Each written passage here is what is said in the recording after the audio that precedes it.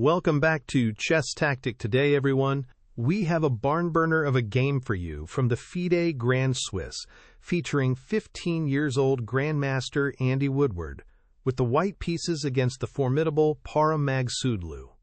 From the opening, it's a queen's gambit twist, with early pawn grabs and sharp queen maneuvers setting the board on fire. Both players hurl pieces into the center, pawns rush forward, and the tension builds as attacks crash down on both kings. This one turns into a tactical battlefield where every move counts. Let's dive straight in. And here we go. Andy Woodward opens with pawn to d4, staking a claim in the center, a classic and solid way to begin. Parham Maghsoodloo responds in kind with pawn to d5.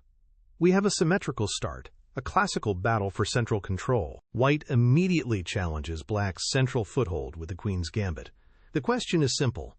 Will black accept the pawn and the risks that come with it? No, he declines. Pawn to e6, and we are in the queen's gambit, declined. Black reinforces the d5 pawn, creating a solid, if slightly passive, structure.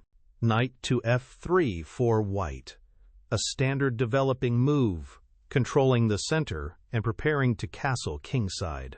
Black mirrors the idea with knight to f6. Both sides are developing logically, getting their kings ready for safety. Pawn to g3. This signals the Catalan Opening. White's plan is to put the light-squared bishop on g2, where it will exert immense pressure along this long diagonal. It's a subtle positional approach. And Maghsoodloo says, if you're going to spend time on that fianchetto, I'll take the pawn. Pawn takes on c4. This changes the game's character. It's now an open Catalan, and things could get sharp. White continues with the plan. Bishop to g2.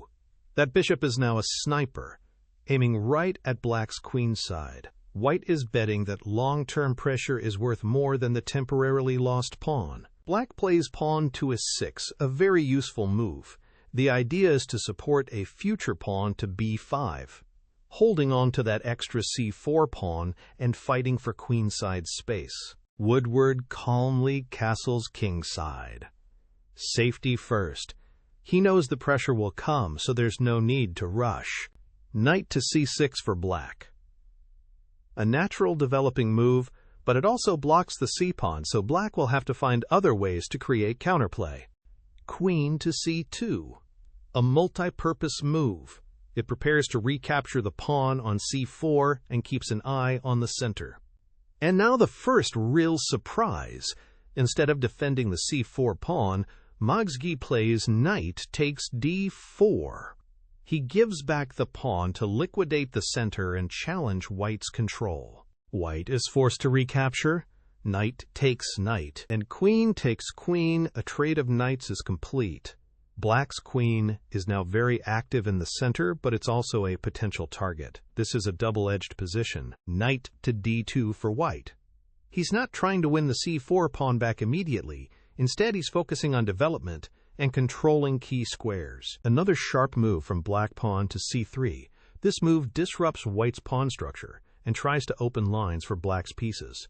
Very energetic play from Maghsoodloo. White has to take pawn takes c3.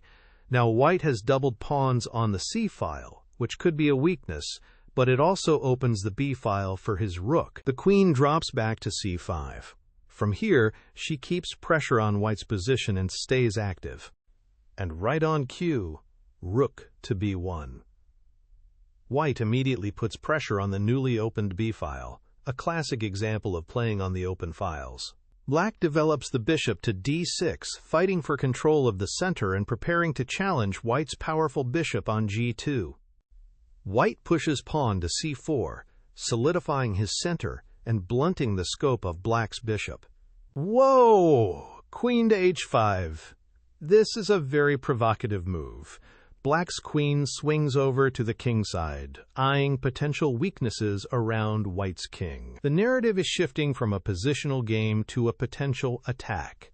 Woodward responds calmly with knight to e4, challenging black's control and offering a trade. He's saying, "Your queen attack doesn't scare me." Black accepts the trade. Knight takes knight. Bishop to f3. A clever little move. White kicks the queen and prepares to recapture on e4 with the other bishop, keeping his powerful bishop pair intact. The queen retreats to a5, still lurking on the queen side. But her aggressive kingside journey is over for now. White recaptures. Bishop takes e4. Now look at White's bishops. They are beautifully placed, slicing across the board. This is the long-term advantage White was playing for. Pawn to c6 from Black, shoring up his pawn structure and restricting the White bishop on e4. Rook to d1. Another piece joins the party. White's rooks now control the key open files, putting Black under immense pressure. The bishop drops back to e7, a solid defensive move, preparing to blunt the pressure coming down the d-file. And now the other bishop gets into the game. Bishop to b2, and that Catalan bishop on g2 is now supported by its partner. This bishop pair is becoming a real nightmare for Black. The queen comes back to g5, trying to create some counterplay and perhaps trade off one of White's dangerous bishops. Pawn to h4, a brilliant pawn thrust. White isn't just defending, he's actively kicking the Black queen around and weakening Black's kingside. The queen is forced to h6. She's looking a bit lonely over there, cut off from the rest of her army. Bishop to e5. The bishops are dancing. White's bishops are completely dominating the board, controlling all the key squares. Black pushes pawn to f6, desperately trying to drive away the bishop and create some breathing room. But this move also creates new weaknesses. Bishop to c7. The bishop just sidesteps and now puts pressure on Black's e-pawn. The squeeze continues. Pawn to f5.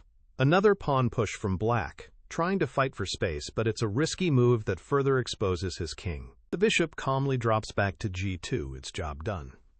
The f5 pawn now looks more like a weakness than a strength. Maghsoodloo finally castles kingside. His king is safer, but he's still under a lot of positional pressure. Queen to c3. White reroutes his queen to a more active square, keeping all his pieces in harmony. Black plays pawn to a5, looking for some queenside counterplay and trying to create weaknesses in White's camp. Pawn to c5.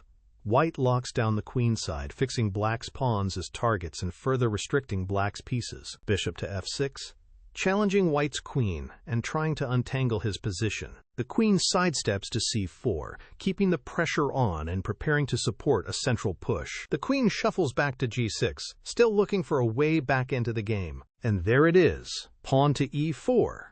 White begins the final assault, breaking open the center to unleash the full power of his pieces. Queen to f7, desperately trying to hold the position together. Bishop to d6. An incredible post for this bishop, paralyzing Black's position. Now this is a critical moment. Pawn to e5. Maghsoodloo knows he's in trouble, so he lashes out, breaking open the center himself. This is a do-or-die attempt to create chaos and hope for a mistake. It's desperate, but it's the only chance. Queen to c2, a quiet but very strong move. White avoids the complications of taking the pawn and instead improves his queen's position. Black plays bishop to e7, offering a trade of bishops to relieve some of the pressure. White accepts the trade. Bishop takes bishop. One of the powerful bishops is gone, but the pressure remains. Pawn to a4. Black continues his queenside counterplay, but is it enough? Is it fast enough? Bishop to d6. White's remaining bishop returns to its dominant post, once again clamping down on Black's position. Black is forced to trade, bishop takes bishop, and pawn takes d6. And suddenly, a monster is born. White now has a passed d-pawn, and this pawn will become the hero of the game. Watch this pawn closely, folks. Bishop to e6, trying to set up a blockade against that terrifying pawn. White pushes pawn to e5, further restricting Black's pieces and preparing to support the advance of the d-pawn. And here comes the counterattack, pawn to f4. Black is throwing everything at the White king. The game is now a frantic race. Can Black's kingside attack break through before White's d-pawn scores a touchdown? Absolutely incredible. Pawn to d7. Woodward completely ignores the threat on his king side and pushes his pawn. This is a move of pure confidence and calculation. He's correctly judged that his attack is faster. The tension is just off the charts. Black continues his plan. Pawn takes g3, opening up the file against the white king. White recaptures, pawn takes g3. The king is a little exposed, but that d-pawn is just one square away from becoming a new queen. Black's bishop takes the pawn on a 2. A desperate attempt to create distractions, but it's just too slow. Rook takes b7. White sacrifices the exchange to remove a key defender and clear the path for his queen. A brilliant, practical decision. Bishop to b3, attacking the white queen. Rook takes bishop. White gives up his rook, but now Black's queen side is completely shattered. Pawn takes rook. Black is up material, but it's an illusion. White's attack is overwhelming. Queen takes c6. The queen swoops in, and now she is an absolute monster, dominating the board. Queen to f2, check. A last-ditch effort from Black, trying to find a perpetual check. The king calmly steps to h2. The checks are running out. Pawn to b2. Black creates his own passed pawn, but it's a race he cannot win. Queen to d5, check. A clever check to force the black queen to a worse square. The queen is forced to block on f7. And here it is, the final crushing blow. Queen takes rook on a8. An absolutely stunning queen sacrifice to end the game. After rook takes queen, White's queen on d5 will capture the b2 pawn, and there's nothing left to stop White's attack. What a finish. An absolutely spectacular performance by Andy Woodward. He navigated the complex middle game, weathered a fierce attack, and finished it all with a breathtaking queen sacrifice. That's the kind of chess that keeps us coming back for more. Thanks for watching Chess Tactic today.